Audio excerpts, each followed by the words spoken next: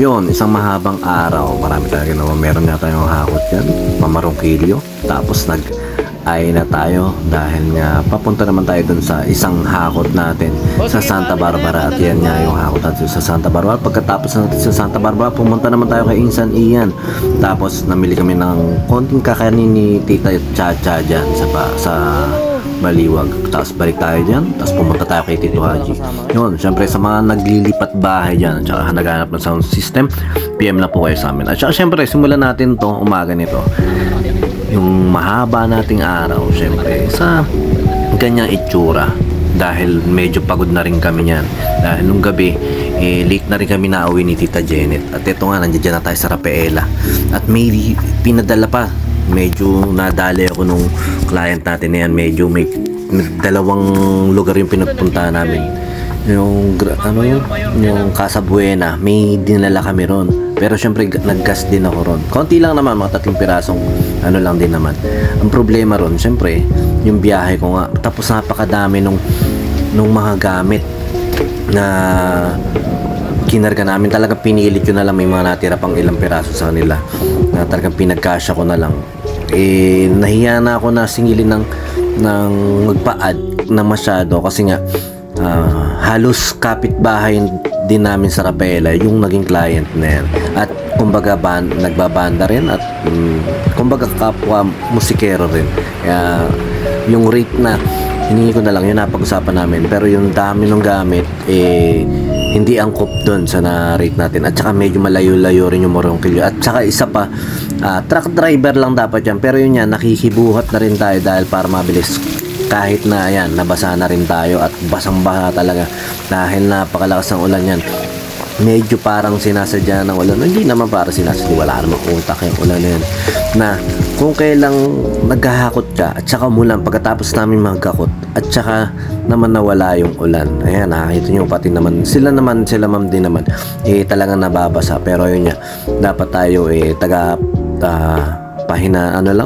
taga-kamada lang. Pero dahil nga nakakwento ako na rin yung kapitbahay namin niya na nakakasabayan din namin, pero hindi kami halos masyadong naging close sa mga bata-bata kami kasi nga parang lagi rin ako wala sa Rafaela noon. Pero yun nga, kahit pa paano katanguan dahil nga kaming mga kauna-unahan mga nakatira sa Rafaela nung araw. At saka ito nga, isang mabilis ang babaan lang yun dahil nga meron pa akong gagawin ulit. At yan, pauwi na tayo. At yung Marongkilyo, masarap din magawi-gawi dyan, parang tahimik na lugar at mag-green-green na yun yung lagi ko na-enjoy sa biyahe, yung mag-green-green na paligid. At ito nga, nakakita nyo naman tiyong-tiyo dito sa bandang liko na yan. Sabi ko kung kailan naman talaga naman. Tapos sa banda-banda naman ito, ambon-ambon lang. At syempre kahit papano, salamat pa rin sa mga nagiging client natin na yun. Sabi niya nga, nakita ko lang ka sa Facebook, hanapin mo yung ganito, ganyan. O yun nga, tsaka yan, lagi natin binibideo yung simbahan niya pagdating na araw, mga 2094 na makita nyo pa rin kung ano yung tsura nung simbahan niya. At nagpagas ako, dumiskarte ako na isang malupit dahil wala akong pagpaparadahan. Nakiparada tayo dyan. At ito, nagbihis tayo dahil pupuntahan tayong Ayna. Ayun niya yung lagi kong tinatambayan niya yun. At saka yan, sinasabi ko nga dyan, basang-basa talaga ako. Buti na lang may dala akong t-shirt lang, pantalon ko basang-basa, lahat basa yan. Tapos sumaglit lang ako dyan kasi 30 minutes lang naman yan para ako hindi ako magkaroon ng absent. Wala naman grade, wala naman ano yan. Pero yan, ang kagandahan dyan, nade-detox ka nga at na-energize yung katawan mo pag ikaw yung nade-detox. At yan, ganyan lang naman ginagawa dyan sa mga tropa natin, may mga kamag-anak na nangailangan ng konting ginhawa sa katawan o sa nararamdaman. Try nyo po yan, libre lang yan, dyan lang sa Baliwag yan. At ang kagandahan dyan, marami rin kayong makikilala at ma-assist din kayo ng mga staff dyan. At syempre, kung gusto niyo rin bumili, sila na lang kausapin nyo. Wala pa akong komisyon dyan. Ang sinashare lang natin to para makatulong din tayo sa mga kapamilya ng mga makakapanood nito. At saka yun, doon ko pinarada. At ito, sabi ko pupunta na tayo ron sa pangalawang hakot natin dahil medyo maambon-ambon na nga. Pero bago ako pumunta ron, puputrip muna tayo ng isang manipisan na kain lang yan. Diyan lang yan, masarap ang mga inihaw dyan. Pagkatapos na sa mga bilisan punta na tayo ron sa ikalawang hakot natin. Diyan lang yan, Santa Barbara Homes. Yan. At napakalapit lang talaga. Parang mga 50 meters lang ang layo o 100 meters ang layo nung pinagkuhanan natin ng gamit sa pagdadala. Ang problema lang, medyo makipot yung lugar ng pagdadala natin ng gamit. At yung mga gamit din nila, sir, madami. At ang ginawa na lang natin diskarte, syempre, ayoko naman na magtagal na nga dahil marami pa akong pupunta, marami pa rin akong lalakarin. Yun nga.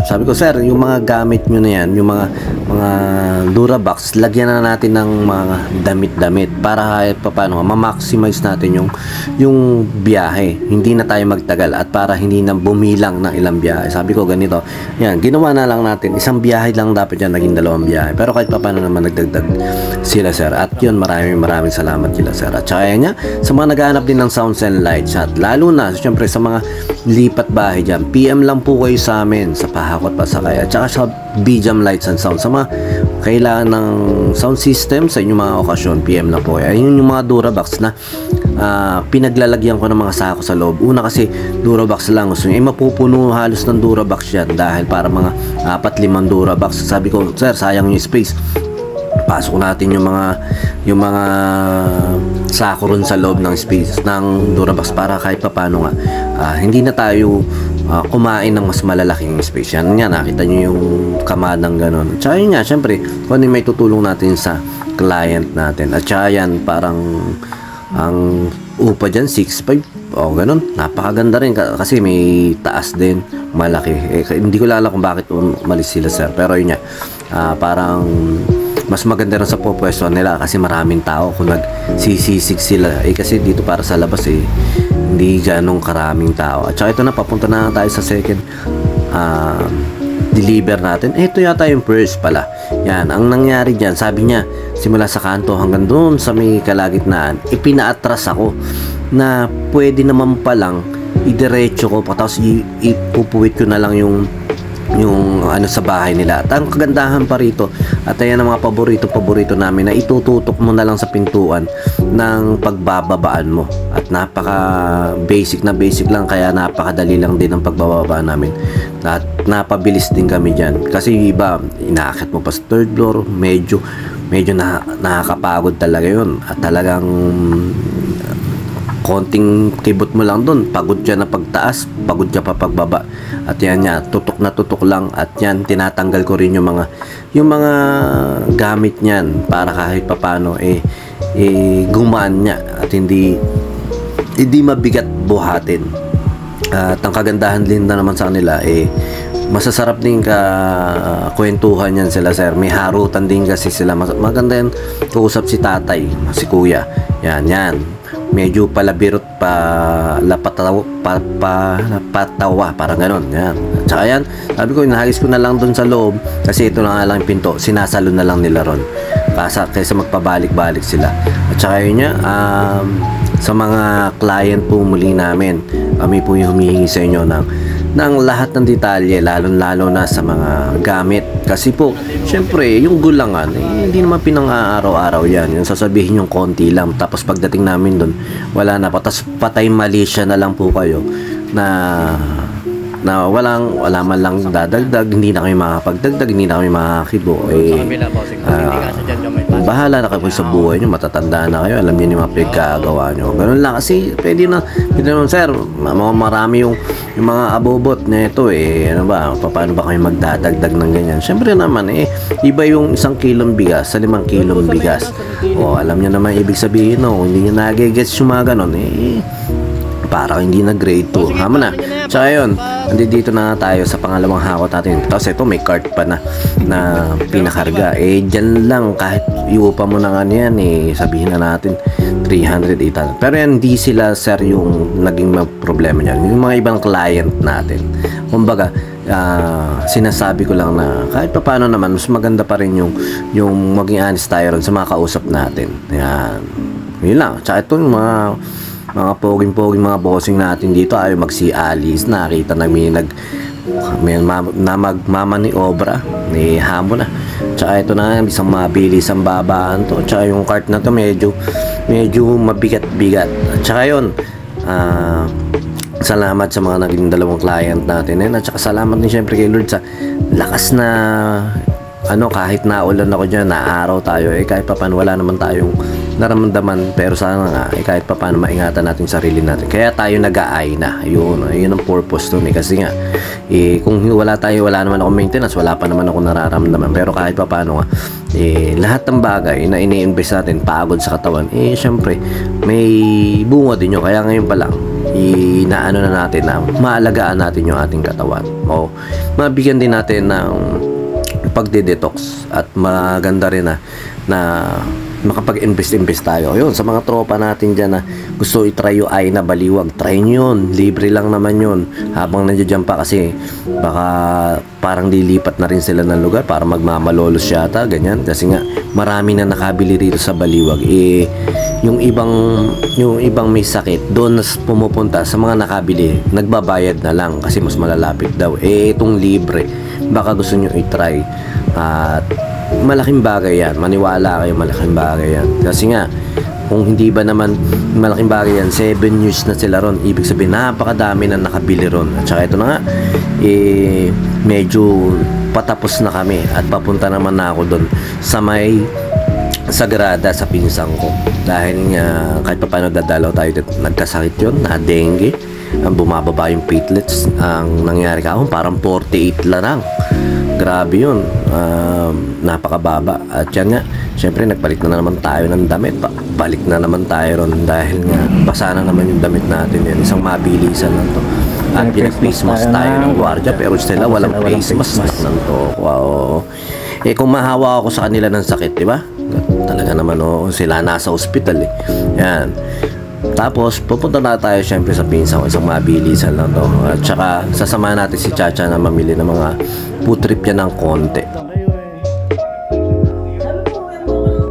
Ayun na tayo kumuha. Pati kinain mo?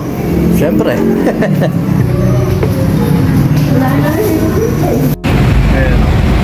Chacha.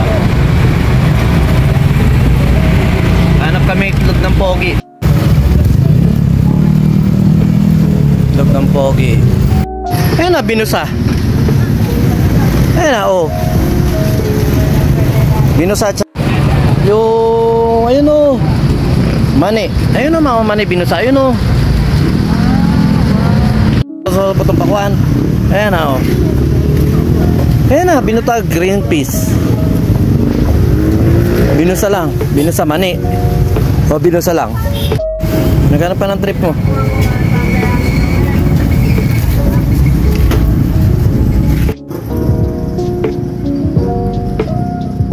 Okay na yan. Saka palang foods doon, no?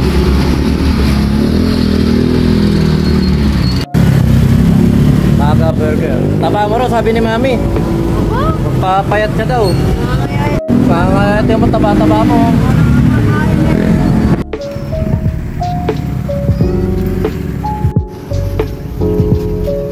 Namasyal pa nga. Ano yung nahanap mo? Siyempre, siyempre. Oh! Wala ka ako binibigyan ng akin hindi uli. Wala akong nakakain eh.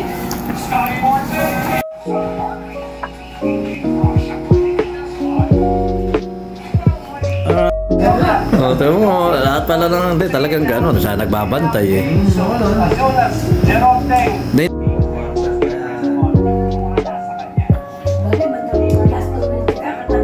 Ito lang naman talaga. At yun, uwi na. Siyempre, insan niyan, pagaling ka. At saka siyempre, mahinga na tayo. Pero dadaan muna tayo kay Tito Haji. At saka yun, maraming salamat muli sa lahat ng mga naging client natin sa Pakot Pasakay at saka sa Bijam Lights and Sounds.